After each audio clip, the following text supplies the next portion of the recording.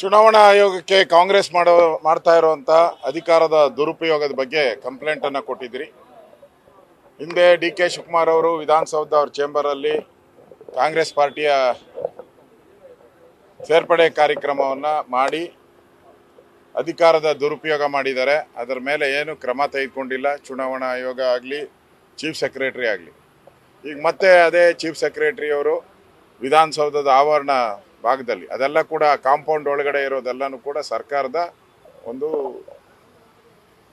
Premises, ಅದು ವಿಧಾನಸೌಧದ ಆವರಣ. ಅದೆಲ್ಲ ಅಲ್ಲಿ ಹೋಗಿ ಪ್ರತಿಭಟನೆ ಮಾಡೋ ಅಂಥದ್ದು, ಅದು ಕೂಡ ಚುನಾವಣಾ ನೀತಿ ಸಂಹಿತೆಯ ವಿರುದ್ಧವಾಗಿ ಇರ್ತಕ್ಕಂಥದ್ದು.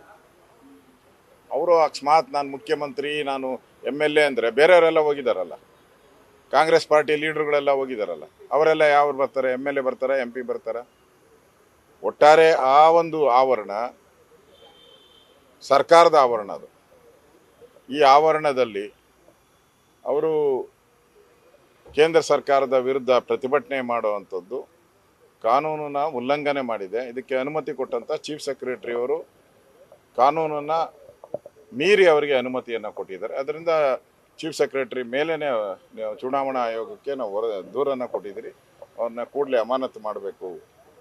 ಯಾಕಂದರೆ ಚುನಾವಣೆ ನಿಷ್ಪಕ್ಷಪಾತವಾಗಿ ನಡಿಬೇಕು ಅಂದರೆ ಈ ಥರದ್ದೆಲ್ಲ ಘಟನೆಗಳು ಈಗ ಅಲ್ಲೂ ಹೊರಗಡೆನೇ ಮಾಡಿದ್ದಾರೆ. ಡಿ.ಕೆ. ಶಿವಕುಮಾರ್ ಒಳಗಡೆ ಮಾಡಿದ್ರು, ವಿಧಾನಸೌಧ ಒಳಗಡೆನೂ ಮಾಡಿದ್ದಾರೆ, ಹೊರಗಡೆನೂ ಮಾಡಿದ್ದಾರೆ. ಏನೂ ಆಕ್ಷನ್ ಇಲ್ಲ. ಹೊರಗಡೆ ಮಾಡಿದವ್ರಿಗೂ ಆಕ್ಷನ್ ಇಲ್ಲ, ಒಳಗಡೆ ಮಾಡಿದವ್ರಿಗೆ. ಈಗ ಇದಕ್ಕೆ ಫ್ರೀಡಮ್ ಪಾರ್ಕ್ ಏನಕ್ಕೆ ಡಿಕ್ಲೇರ್ ಮಾಡಿರೋದು? ಗೌರ್ಮೆಂಟು ಅವರೇ ಡಿಕ್ಲೇರ್ ಮಾಡಿರೋದಲ್ಲ. ಸಿದ್ದರಾಮಯ್ಯನೇ ಫ್ರೀಡಮ್ ಪಾರ್ಕನ್ನು ಪ್ರತಿಭಟನೆಗೋಸ್ಕರ ಡಿಕ್ಲೇರ್ ಮಾಡವ್ರೆ. ಅಲ್ಲಿ ಬಂದು ಮಾಡಲಿ, ಅವರು ಅಲ್ಲಿ ಬಂದು ನಿಂತ್ಕೊಂಡು ಬಿಸಿಲಲ್ಲಿ ಪ್ರತಿಭಟನೆ ಮಾಡಲಿ ಇವ್ರಿಗೆ. ಯಾಕೆ ಇಲ್ಲೆಲ್ಲ ಟೈಮ್ಗೆ ಇವ್ರಿಗೆ ಕಾಫಿ, ತಿಂಡಿ, ಬ್ರೂಕ್ ಬಾಂಡು, ಟೋರಿನೋ ಎಲ್ಲ ತಂದು ಸಪ್ಲೈ ಮಾಡಬೇಕಲ್ಲ. ಹತ್ರ ಅಲ್ಲಿಂದ ರೂಮಿಂದ ಎಲ್ಲ ಸಪ್ಲೈ ಮಾಡಬೇಕು ಇವ್ರಿಗೆ. ಬಿರಿಯಾನಿ ಇಲ್ಲಿ ಬಂದು ಫ್ರೀಡಮ್ ಪಾರ್ಕಲ್ಲಿ ಬಂದರೆ ಬಿರಿಯಾನಿನೂ ಇಲ್ಲ, ಫ್ರೂಟಿನೂ ಇಲ್ಲ, ಕೋಕೋ ಕೋಲಾನೂ ಇಲ್ಲ, ಯಾವುದೂ ಇಲ್ಲ. ಅದಕ್ಕೆ ಅಡ್ಜಸ್ಟ್ಮೆಂಟ್ ಮಾಡ್ಕೊಂಡು ಮಾಡಿದ್ದಾರೆ ಇವ್ರು ಜನರ ಪರವಾಗಿ ಹೋರಾಟ ಮಾಡೋರಾ? ಈಗ ಬರಗಾಲ ಬಂದಿರೋದು, ಮಳೆ ಇಲ್ಲದೆ ಬರಗಾಲ ಬಂದಿರೋದು. ಸಿದ್ದರಾಮಯ್ಯ ಬಂದಮೇಲೆ ಮಳೆನೂ ಬಂದಿಲ್ಲ, ಅದು ನಿಂತೋಗ್ಬಿಟ್ಟಿದೆ, ಅದು ಬೇರೆ ಪ್ರಶ್ನೆ.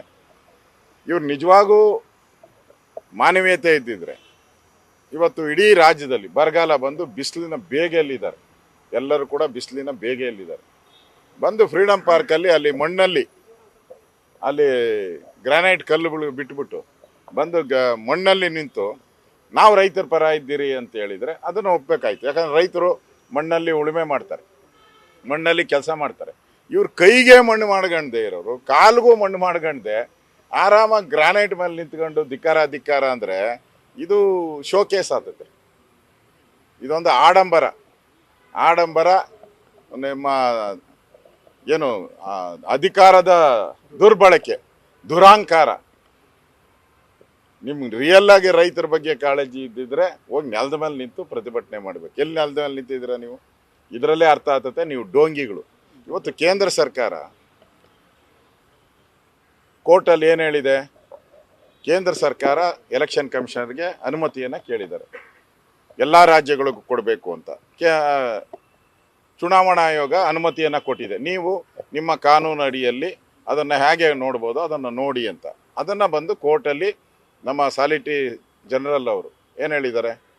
ನಾವು ಇದನ್ನು ಚುನಾವಣಾ ಆಯೋಗ ಪರ್ಮಿಷನ್ ಕೊಟ್ಟಿರೋದ್ರಿಂದ ಇದ್ರ ಬಗ್ಗೆ ನಾವು ಗಮನ ಹರಿಸ್ತೀರಿ ಅಂತ ಹೇಳಿದ್ದಾರೆ. ಅಷ್ಟೇ. ಅದಕ್ಕೆ ಕೋರ್ಟ್ ಗೌರವಾನ್ವಿತ ನ್ಯಾಯಾಧೀಶರು ಏನು ಹೇಳಿದ್ದಾರೆ? ಹಂಗಾರೆ ಚರ್ಚೆ ಮಾಡೋ ಅವಶ್ಯಕತೆನೇ ಇಲ್ಲ ಅಂತೇಳಿ ಅಲ್ಲಿಗೆ ಇದು ಮಾಡಿದ್ದಾರೆ. ಅವ್ರ ಆಪೋನೆಂಟ್ ಲಾಯರ್ ಬಾಯ ಬಿಟ್ಟಿಲ್ಲ. ನಾನು ಕೇಂದ್ರ ಸರ್ಕಾರ ಏನು ತೀರ್ಮಾನ ತೆಗೆದುಕೊಂಡಿದೆ, ನನ್ನ ಸಹಮತ ಇದೆ ಅಂತ ಹೇಳಿದ್ದಾರೆ. ಇಲ್ಲಿ ಬಂದು ಬಾಯ್ ಬಡ್ಕೊಂತವ್ರಪ್ಪ, ಲಬೋ ಅಂತ ಬಾಯ್ ಬಡ್ಕೊಂತವ್ರು. ಏನೋ ಗೆದ್ದುಬಿಟ್ರಿ. ಏನು ಗೆದ್ದಿದ್ದೀರಾ? ನೀವೇನು ಪರ್ಮಿಷನ್ಗೆ ಅಪ್ಲೈ ಮಾಡಿದ್ರಾ? ಇಲ್ಲ. ನೀವೇನೇನು ಸ್ಯಾಂಕ್ಷನ್ ಮಾಡ್ತೀರಾ? ಇಲ್ಲ.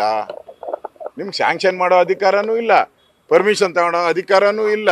ಬಾಯ್ ಬಡ್ಕೊಳ್ಳೋ ಅಧಿಕಾರ ಮಾತ್ರ ನಿಮ್ಮ ಹತ್ರ ಇಟ್ಕೊಂಡಿದ್ದೀರಾ. ಅದು ವಿಧಾನಸೌಧ ಮುಂಭಾಗದಲ್ಲಿ, ಅದು ವಿಧಾನಸೌಧ ಹತ್ರ ಮಾಡ್ತಾ ಇದ್ದೀರಾ.